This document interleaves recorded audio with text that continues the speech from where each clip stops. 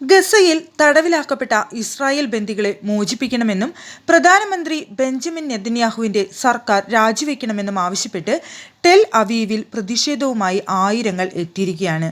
ഗസയ്ക്ക് മേലുള്ള ആക്രമണം അവസാനിപ്പിക്കണമെന്നും ഹമാസ് പിടികൂടിയ ഇസ്രായേലി ബന്ദികളെ മോചിപ്പിക്കണമെന്നും ആവശ്യപ്പെട്ടാണ് പ്രതിഷേധം.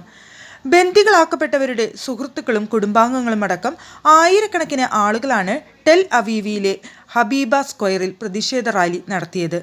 നെതന്യാഹുവിനെയും സർക്കാർ പ്രതിനിധികളെയും കുറ്റപ്പെടുത്തിയാണ് പ്രതിഷേധം.